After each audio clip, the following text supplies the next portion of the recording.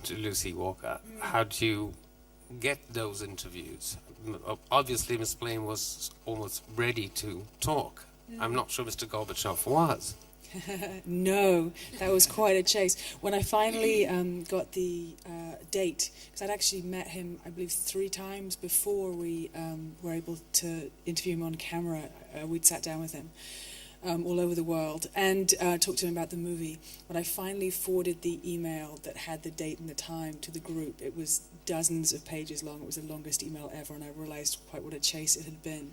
But actually, I must say, that was possibly less complicated than securing the interview with Oleg Hintsagov, who is the real-life nuclear smuggler who I interviewed in jail in Tbilisi, and that's an exclusive, it was actually a 3-hour interview that I managed to get.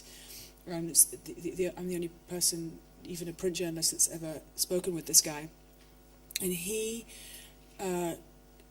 was smuggling bomb-grade, weapons-grade, highly enriched uranium from Russia down through Georgia, and had been busted when he sold it to somebody who he believed was Al-Qaeda, but turned out to be an undercover radioactive cop, an absolute genius, thank goodness, good guy.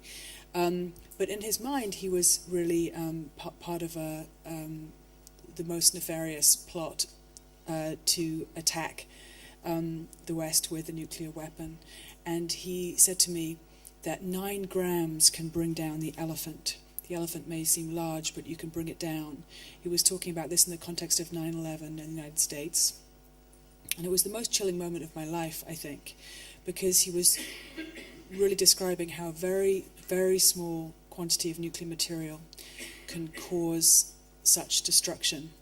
And that's really such a challenge as a filmmaker to try to dramatize I believe in the power of movies to make the world a better, more beautiful place. Really, that's why I do it. I think it's the most brilliant way I know to achieve positive change in the world on every level. And yet trying to really wrestle with this extraordinary topic of nuclear weapons as a filmmaker was such a challenge. Einstein said this remarkable thing, that nuclear weapons have changed everything except for a way of thinking, and thus we drift towards unparalleled catastrophe. And trying to wrap your head around what that is, to have changed everything, and thus to avert the catastrophe. Really, we'd rather achieve global zero before one of these things goes off.